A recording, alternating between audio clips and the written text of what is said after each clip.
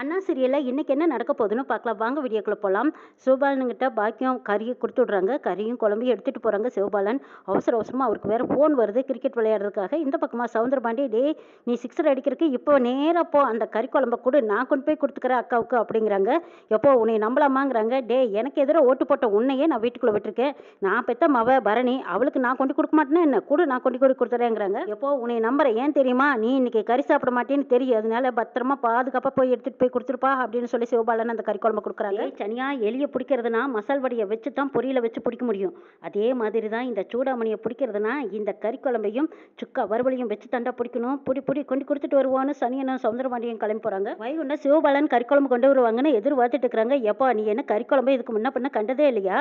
காக்கா அமாவாசை காத்து கிடக்குறாப்புல காத்து கிடக்குறியாப்பா? நீங்க எல்லாம் திங்கிறது கறியா? பொட்டலத்தை வாங்கிக்கிறீங்க, ஒரே மசாலாவை போட்டு அதை ஆட்டுக்கறியா கோழிக்கறியானே தெரியாம திங்கிறது. தங்கச்சி பாக்கியம் வைப்பாலே பக்குவமான குழம்பு அம்மியில வச்சு அரைச்சு பக்குவமா ஆட்டுக்கறி குழம்பு வச்சான்னா அப்படி ருசியா இருக்குங்கிறாங்க வைகுண்டம். ஆமாமா, இந்த ஆட்டுக்கறியவே நீ 2 சட்டி சாப்பிடுவே, இவ்வளவு வக்கனையா ருசியா வேற சொல்ற, நீ அதை பாப்ப எப்படி சாப்பிட்றீங்கிறாங்க. பார்க்கலாம் பாக்கியம் கொடுத்து அனுப்புவா, சாப்பிட்டு பாருங்கிறாங்க வைகுண்டம். ஐயோ இந்த சிவபாலன் வேற இன்னும் காணுமே, சைக்கிள் வரானா பைக்ல வரானா இல்ல நடந்து வரானா ஒன்னும் தெரியலையா அப்படின்னு எதிர்பார்த்துட்டு இருக்கிறாங்க வைகுண்டம். பரணி ஒரு போன போட்டு கேளு, பசி வேற குடல புடுங்குதுங்கிறாங்க வைகுண்டம். எப்போ உன்னை இப்ப பார்த்தா எப்படி இருக்கு தெரியுமா, தெருவில் போறவங்க வரவங்க எல்லாருமே இந்த வீட்டுல கறி எடுத்து ரொம்ப நாள் ஆச்சு போல இருக்குதுன்னு பேசுவாங்க தெரியுமாங்கிறாங்க. அடப்போட உனக்கு கறிக்குழம்பு பத்தி என்ன தெரியுங்கிறாங்க. ஏங்க நீங்க தான் பசி தாங்க மாட்டீங்கல்ல, நான் வேணா சோறும் ரசமும் வச்சு கொண்டு வந்து தட்டுமான்னு கேட்கறாங்க சூடாமணி. ஐயோ ரசமா, கறிக்குழம்போட சாப்பிட்டு செரிக்கலைன்னா வேணா ரசத்தோட சாப்பிட்டுக்கலாங்கிறாங்க வைகுண்டம். இதுக்கு பேசாம அம்மாவை இங்கேயே வந்து சமைக்க சொல்லியிருக்கலாங்கிறாங்க பரணி. இவருக்கு தான் இங்க சமைக்கிறது எதுவுமே பிடிக்கலையாமே, தங்கச்சி வீட்டுல இருந்து சமைச்சு கொண்டாந்தா தான் ருசியா இருக்கும்னு சொல்றாரு அப்படிங்கிறாங்க. இங்க பாரு வந்துருச்சுங்கிறாங்க வைகுண்டம். என்ன சிவபால கார்ல வரா, வண்டியில வந்தா சிந்திருமனு கார்ல பக்குவமா எடுத்துட்டு வருவானாட்டு இருக்குது அப்படின்னு பார்த்துட்டு இருக்காங்க. அங்க பார்த்தா சனியனும் சவுந்தரபாண்டியா இறங்குறாங்க. அத்தை நீங்க ஓடி ஒளிஞ்சுக்கோங்கிறாங்க. சூடாமணி ஓடி ஒண்டிக்கிறாங்க. சண்முகம் என்னடா இது பாக்கியம் இவங்கிட்ட செஞ்சு கொடுத்து விட்டுட்டாலாங்கிறாங்க. என்னது குழம்பு வரும்னு பார்த்தா குழப்பமும் சேர்ந்தெல்லாம் வருதுங்கிறாங்க சண்முகம் நம்ம இவங்கிட்ட மல்லு கட்ட முடியாது, நம்ம உள்ள போயிடலாம் பரணி, இப்படியே வாசலோட பேசி அவனை அனுப்பிச்சு விட்டுட்டு வா அப்படின்னு சொல்லிட்டு போயிடுறாங்க. என்னாச்சு இவனுங்களுக்கு, எம்பட வீட்டுக்கு வந்தாவே எகிருவானுங்களே, இவன் வீட்டுக்கு நான் வந்திருக்கேன் எதுவும் பேசாம உள்ள போறானுங்களே, என்னவா இருக்கும், நான் போட்ட கணக்கு சரியா தான் இருக்கும் போல இருக்கு அப்படின்னு நினைச்சுக்கிட்டு பரணின்னுக்கிட்டு வராங்க சவுந்தரபாண்டி. பரணி ஆசியா கறிக்குழம்பு வேணும்னு கேட்டியாமே, அதனாலதான் என் பொண்ணுக்கு நானே கொண்டு கொடுக்குறேன்னு நானே எடுத்துக்கிட்டு வந்துட்டேன் அப்படிங்கிறாங்க. அப்படியா, சரி அந்த குழம்பு கொடுங்கன்னு கேட்குறாங்க பரணி.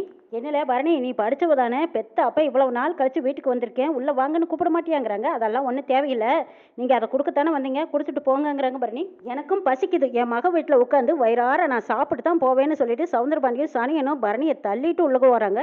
மறுபடியும் சூடாமணி போய் ஒளிஞ்சுக்கிறாங்க.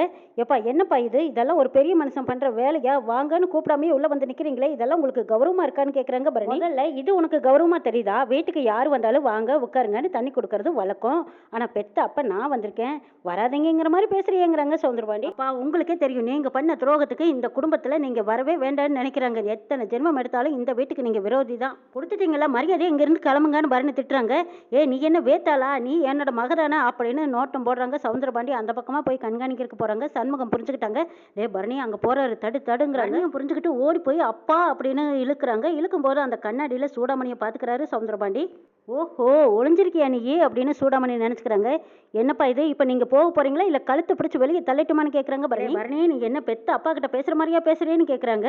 நீங்க என்ன பெத்த அப்பா மாதிரியா நடந்துக்கிறீங்க, மக தாலி எடுத்தாலும் பரவாயில்லைன்னு என் புருஷனை கொல்ல பார்த்து வரதானே நீங்க, எங்களுக்கு உங்களை பிடிக்கல, இந்த வீட்டுக்குள்ள வர்றதை நாங்க விரும்பல, தயவு செய்து நீங்க வெளியே போங்கிறாங்க பரணி. சரி சனியா அதை கொடுத்துட்டு வா, எல்லாம் கடாக்கறி நல்லா சாப்பிடுங்க, எல்லாம் வக்கனையா வாய்க்கு ருசியா சாப்பிடுங்கன்னு சொல்லிட்டு சவுந்தரபாண்டியும் சனியனும் வெளியில போறாங்க. உள்ள போனா பரணி பாப்பா திட்டிட்டா அனுப்பிச்சு, உள்ள போய் பார்த்தா சூடாமணியும் இல்ல சூடவும் இல்ல, நான் சொன்னதை நீங்க கேட்டீங்களாங்கிறாங்க சனியா. உனக்கு நொல்லக்கண்ணு, சூடாமணி உள்ளதாண்டா இருக்கா? ஐயா சூடாமணி என் கண்ணுல படவே இல்லையேங்கிறாங்க. ஆமாடா, குதிரைக்கு கடிவாளம் போட்டா நேரா போற மாதிரி போய்கிட்டே இருந்தா எப்படிடா தெரியவா, என் கண்ணை ஏமாத்த முடியாது, என் கண்ணு மூளை முடுக்கு எல்லாம் தோண்டி பார்த்துருச்சுல, என் கண்ணுல இருந்து தப்பிச்சிருவாளா, நான் பார்த்துட்டேன்லங்கிறாங்க சவுந்தரபாண்டி. நான் சூடாமணிக்கு பக்கத்திலே போயிட்டேன், அந்த நேரத்துல பரணிக்கு என்ன வந்துச்சுன்னு தெரியல, என் தோலை பிடிச்சி அப்படி டக்குன்னு திருப்பிட்டா, அந்த நேரம் கண்ணாடியில பார்த்தா சூடாமணி ஒளிஞ்சிருந்ததை என் பார்வையில பட்டுட்டல்லங்கிறாங்க சவுந்தரபாண்டி. இந்த முட்டாள் கூட்டமே சூடாமணியை என் கண்ணில இருந்து காப்பாத்திட்டு தான் நினைச்சுக்கிட்டு இருப்பாங்க, ஆனா சூடாமணியை நான் பார்த்துட்டேன்டா, புள்ளி விவரமா அவதான்னு நான் தெரிஞ்சுக்கிட்டேன். ஐயா சூடாமணி மறுபடியும் இங்க தான் வந்திருக்கான்னு தெரிஞ்சு போச்சல்ல, அப்ப ஊரை கூட்டி அவளை அசிங்கப்படுத்தி அவமானப்படுத்தி மறுபடியும் ஜெயிலுக்கு அனுப்பிச்சிடலாமல்லங்கிறாங்க சனியன். நாம துரத்துன மிருகம் நம்ம கண்ணில் படாத வரைக்கும் நல்லது, அது நம்ம கையில சிக்கிருச்சா அதை நிறுத்தி வேட்டையாடாம விடக்கூடாதுடா, எப்படி வேட்டையாடணுங்கிறது எனக்கு தெரியுங்கிறாங்க. ஐயா எப்படி சொல்லுங்கன்னு கேட்கறாங்க சனியன். இந்த சூடாமணி வேற யாரு கூடயோ ஓடி போயிட்டான்னு நம்ம ஊரையே நம்ப வச்சிருக்கோம்ல, இந்த தப்பானவ ஜெயில இருந்து தப்பிச்சு யாருக்கும் தெரியாம வீட்டுக்குள்ள வந்து ஒளிஞ்சிருக்கான்னு ஊருக்கு முன்னாடி நம்ம அசிங்கப்படுத்தி அவமானப்படுத்தணும்டா. இந்த சூடாமணியை அவமானத்துல துடிக்க வைக்க போறேங்கிறாங்க. ஐயா உங்க மூளையே மூளை தான் போங்க அப்படிங்கிறாங்க சனியன் சவுந்தரபாண்டியும் ஒரு திட்டத்தோடு போறாங்க. வீரா போலீஸ் ட்ரெஸ்ல வர்றாங்க. அப்ப சூடாமணி பார்த்துட்டு அவங்க கையில வச்சிருந்த தட்டத்தை கலோர்னு போட்டுறாங்க. அங்கிருந்த சண்முகம் வைகுண்டம் எல்லாரும் ஓடி வந்து பாக்குறாங்க. அத்தை என்னாச்சுன்னு போலீஸ்னு பயந்து நிக்கிறாங்க. இவன் நெஜ போலீஸ் இல்ல, டூப்ளிகேட், இவன் நம்ம வீராங்கிறாங்க. என்னை பார்த்து ஏன் இப்படி தட்டை கீழே போட்டீங்கன்னு வீரா கேட்கறாங்க. உன்னைய போலீஸ்ன்னு நினைச்சு உங்க அம்மா பயந்துட்டாங்கிறாங்க வைகுண்டம். அம்மா காலேஜ்ல நான் தான் கேப்டன், இந்த ட்ரெஸ்ஸை மாத்த எனக்கு டைம் இல்ல, அதுதான் போலீஸ் ட்ரெஸ்ஸோடவே நான் வீட்டுக்கு வந்துட்டேங்கிறாங்க வீரா. அம்மா போலீஸ் மாதிரி நடந்துக்கிறக்கல அவங்க காலேஜ்லயே ட்ரைனிங் கொடுப்பாங்கன்னு சொல்றாங்க சண்முகம். அடடா நெஜ போலீஸ் மாதிரியே இருக்கு, என் கண்ணே பற்றும் போல இருக்கு, இங்க வாத்தான்னு கூப்பிடுறாங்க சூடாமணி. அம்மா நான் போலீஸ் ஆகக்கூடாதா, எனக்கு இன்ஸ்பெக்டர் ஆகணும்னு ஆசையா இருக்குங்கிறாங்க வீரா. அதுக்கு என்னத்தா, அதுக்கேற்ற மாதிரி படிங்கிறாங்க சூடாமணி. ஆனா அதுக்கு அண்ணன் என்ன சொல்லுமோ தெரியலைங்கிறாங்க. ஏத்தா வீரா நீ போலீஸ் ஆனா எங்களுக்கெல்லாம் எம்பிட்டு பெருமை தெரியுமாங்கிறாங்க சூடாமணி. என் வாழ்க்கையில எம்பிட்டு பெரிய பெரிய பொம்பளை போலீஸ் எல்லாம் நான் பார்த்திருக்கேன் தெரியுமா, அவங்க எல்லாத்தையும் பார்க்கும்போது அம்பிட்டு கம்பீரமா தெரியும் தெரியுமா, நீ உனக்கு ஏற்ற வேலையை தான் தேர்ந்தெடுத்திருக்க, நீ இதுக்கே படிங்கிறாங்க சூடாமணி. ஆனாலும் அண்ணன் தான் என்ன சொல்லுமோ தெரியலேன்னு வீரா சொல்றாங்க. அவன் சொன்னா சொல்றான், அவங்கிட்ட நான் பேசிக்கிறேன். நீ என்ன சொல்லுச்சு, ஒரு நாள் மற்றவங்களுக்காக நம்ம ஆசையை விட்டு கொடுக்க கூடாதுன்னு வர்ணி சொல்லிச்சல, உனக்கு துணையா நான் இருப்பேன்னு சூடாமணி சொன்னதும் வீரா கண்கலங்கி அழுகுறாங்க. இப்ப எதுக்கு அத்த கண்கலங்குற, இப்ப எங்க அம்மா நினப்பு வருது, எங்க அம்மா மட்டும் ஓடி போகாம இருந்ததா உங்களை மாதிரி தான் பொறுப்பா பக்குவமா எனக்கு ஆறுதலா பேசியிருப்பாங்கன்னு சொல்றாங்க வீரா. வந்தது எல்லாரும் வீட்டுக்கு வந்துடுறாங்க. என்ன ரத்னா நல்லா சாப்பிட்டியான்னு கேட்கறாங்க. சும்மாவா, அத்தை வச்ச கறி குழம்பாச்சே, சும்மாவே சாப்பிடுவேன், இதுல அத்தை வச்ச கைப்பக்குவம் இன்னும் சூப்பரா இருந்துச்சு, நிறைய சாப்பிட்டேங்கிறாங்க ரத்னா. ஆமா ரத்னா என்னால எல்லாம் நிறையவே சாப்பிட முடியாது, ஆனா பாக்கிய வச்ச குழம்புக்கு இன்னைக்கு இவ்வளவு சாப்பாடு சாப்பிடுவேன்னு எனக்கு இன்னைக்கு தான் தெரியுதுங்கிறாங்க சூடாமணி. வீரா காப்பி கொண்டு வந்து கணக்கி கொடுத்துட்டு, அக்கா பாத்திரத்தையெல்லாம் விலைக்கு வச்சிடலாமா, பரணிக்கு வேலை மிச்சமாகமல்லன்னு கேட்கறாங்க.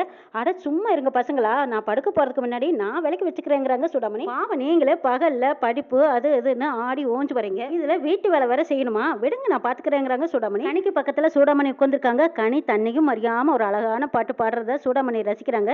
ரத்னாவும் வீராவும் என்னடா இது பழையபடி அவங்க அம்மா ஞாபகம் வந்துருச்சு போல இருக்கு, இப்படி பாடுறாளேன்னு பாத்துக்கிட்டு இருக்கிறாங்க. இன்னும் என்னெல்லாம் நடக்க போகுதுங்கிறதையும் நாளை எபிசோட்ல பார்க்கலாம்.